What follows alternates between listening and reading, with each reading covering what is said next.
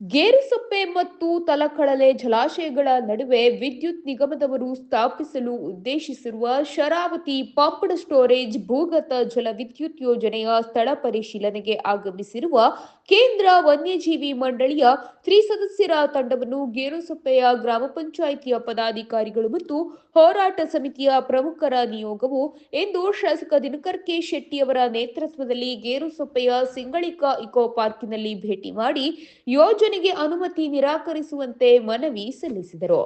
ಕೇಂದ್ರ ವನ್ಯಜೀವಿ ಮಂಡಳಿಯ ಡಾಕ್ಟರ್ ಹರಿಶಂಕರ್ ಸಿಂಗ್ ಮತ್ತು ರಮಣ ಸುಕುಮಾರನ್, ರಾಷ್ಟ್ರೀಯ ಹುಲಿ ಪ್ರಾಧಿಕಾರದ ಅಧಿಕಾರಿ ಶಿವಕುಮಾರ್ ಅವರನ್ನು ಒಳಗೊಂಡ ತ್ರಿಸದಸ್ಯರ ತಂಡದ ಜೊತೆ ತಾಲೂಕಿನ ವಿವಿಧ ಸಂಘಟನೆಗಳ ಪ್ರಮುಖರ ನಿಯೋಗವು ಉದ್ದೇಶಿತ ಪಂಪ್ಡ್ ಸ್ಟೋರೇಜ್ ಭೂಗತ ವಿದ್ಯುತ್ ಯೋಜನೆಯ ಕುರಿತು ವಿಸ್ತೃತ ಚರ್ಚೆ ನಡೆಸಿ ಅವೈಜ್ಞಾನಿಕ ಯೋಜನೆಯ ವಿರುದ್ಧ ತಮ್ಮ ಅಹವಾಲು ಸಲ್ಲಿಸಿದರು. ಈ ಸಂದರ್ಭದಲ್ಲಿ ಸ್ಥಳೀಯ ಗೇರುಸೊಪ್ಪೆ ನಗರ ಬಸ್ತಿಕೇರಿ ಗ್ರಾಮ ಪಂಚಾಯಿತಿಯ ಅಧ್ಯಕ್ಷೆ ಸುನಿತಾ ಹೆಗಡೆ ಮಾತನಾಡಿ, ಪರಿಸರ ಸೂಕ್ಷ್ಮ ಪಶ್ಚಿಮ ಘಟ್ಟದ ಸಿಂಗಳಿಕ ಅಭಯಾರಣ್ಯದ ಹಲವು ಪ್ರದೇಶ ನಮ್ಮ ಗ್ರಾಮ ಪಂಚಾಯಿತಿ ವ್ಯಾಪ್ತಿಗೆ ಒಳಪಡುತ್ತದೆ. ಅಪರೂಪದ ಸಿಂಗಳಿಕ ಸಹಿತ ವಿವಿಧ ವನ್ಯಜೀವಿಗಳ ಆವಾಸ ಸ್ಥಾನವಾಗಿರುವ ಈ ಪ್ರದೇಶದಲ್ಲಿ ಅರಣ್ಯ, ಪರಿಸರ ಮತ್ತು ರೈತರ ಜನಜೀವನದ ಹಿತದೃಷ್ಟಿಯಿಂದ ಪಂಪ್ಡ್ ಸ್ಟೋರೇಜ್ ಭೂಗತ ವಿದ್ಯುತ್ ಯೋಜನೆಯ ಅನುಷ್ಠಾನಕ್ಕೆ ಅವಕಾಶ ನೀಡಬಾರದು ಎಂದು ತಮ್ಮ ಪಂಚಾಯಿತಿಯ ಗ್ರಾಮಸಭೆ ನಿರ್ಣಯ ಸ್ವೀಕರಿಸುವುದನ್ನು ವಿವರಿಸಿ ಯೋಜನೆಗೆ ಅನುಮತಿ ನೀಡದಂತೆ ಮಂಡಳಿಯ ಗಮನ ಸೆಳೆಯಲು ಮನವಿ ಮಾಡಿದರು.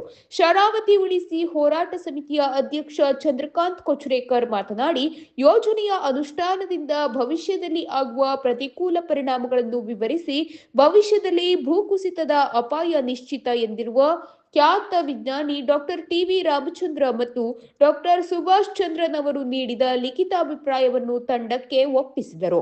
ನ್ಯಾಯವಾದಿ ವಿಕ್ರಮ್ ನಾಯ್ಕ್ ಇನ್ನಷ್ಟು ವಿಸ್ತೃತವಾಗಿ ಇದನ್ನು ಆಂಗ್ಲ ಭಾಷೆಯಲ್ಲಿ ವಿವರಿಸಿ ಯೋಜನೆಯ ಅನುಷ್ಠಾನದಿಂದ ಆಗುವ ಸಾಧಕ ಬಾಧಕಗಳ ಕುರಿತು ತಂಡಕ್ಕೆ ಮನವರಿಕೆ ಮಾಡಿಕೊಟ್ಟರು.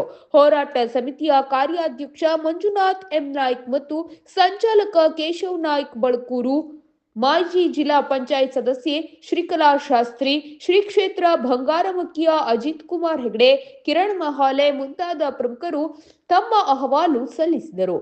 ಶಾಸಕ ದಿನಕರ್ ಕೆ ಶೆಟ್ಟಿಯವರು ಮಾತನಾಡಿ, ಶರಾವತಿ ನದಿ ಪಾತ್ರದ ಹೊನ್ನಾವರ ತಾಲೂಕಿನ ಲಕ್ಷಾಂತರ ಎಕರೆ ಕೃಷಿ ಭೂಮಿಗೆ ಏತ ನೀರಾವರಿ ಯೋಜನೆಗಳ ಮೂಲಕ ನೀರುಣಿಸಲಾಗುತ್ತಿದೆ. ಇಡಗುಂಜಿ, ಮುರುಡೇಶ್ವರ ಯಾತ್ರಾ ಸ್ಥಳವೂ ಸೇರಿದಂತೆ ಹೊನ್ನಾವರ ನಗರ ಮತ್ತು ಗ್ರಾಮೀಣ ಭಾಗಗಳ ಲಕ್ಷಾಂತರ ಜನರು ಕುಡಿಯುವ ನೀರಿನ ಅಗತ್ಯ ಸೇವೆಗಳಿಗೆ ಶರಾವತಿ ನದಿಯನ್ನು ಅವಲಂಬಿಸಿದ್ದಾರೆ.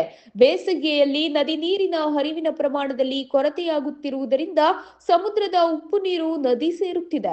ಇದರಿಂದ ಸಾರ್ವಜನಿಕರು ಆತಂಕದಲ್ಲಿದ್ದಾರೆ. ಉದ್ದೇಶಿತ ಯೋಜನೆ ಅನುಷ್ಠಾನವಾದರೆ ಅಮೂಲ್ಯ ಮಳೆಕಾಡು ನಾಶವಾಗಲಿದ್ದು ವನ್ಯಜೀವಿಗಳ ಉಪಟಳ, ಉಪ್ಪು ನೀರಿನ ಸಮಸ್ಯೆ ಹೆಚ್ಚಲಿದೆ. ಯೋಜನೆಗೆ ಅನುಮತಿ ನಿರಾಕರಿಸಲು ಅಗತ್ಯ ಶಿಫಾರಸು ಮಾಡುವಂತೆ ಅವರು ಕೇಂದ್ರ ತಂಡಕ್ಕೆ ಮನವಿ ಮಾಡಿದರು. ಈ ಸಂದರ್ಭದಲ್ಲಿ ಹೊನ್ನಾವರ ಡಿಎಫ್ಒ ಯೋಗೇಶ್ ಸಿ ಮತ್ತು ಎಸಿ ಎಫ್ಜಿ ಲೋಹಿತ್, ವಿದ್ಯುತ್ ನಿಗಮದ ಹಿರಿಯ ಅಧಿಕಾರಿಗಳು, ಬ್ಲಾಕ್ ಕಾಂಗ್ರೆಸ್ನ ಅಧ್ಯಕ್ಷ ಗೋವಿಂದ್ ನಾಯ್ಕ್, ಬಿಜೆಪಿಯ ತಾಲೂಕು ಅಧ್ಯಕ್ಷ ಮಂಜುನಾಥ್ ನಾಯ್ಕ್ ಮತ್ತು ಸ್ಥಳೀಯ ಗ್ರಾಮ ಪಂಚಾಯತ್ ಸದಸ್ಯರು, ರೈತರು ಇದ್ದರು.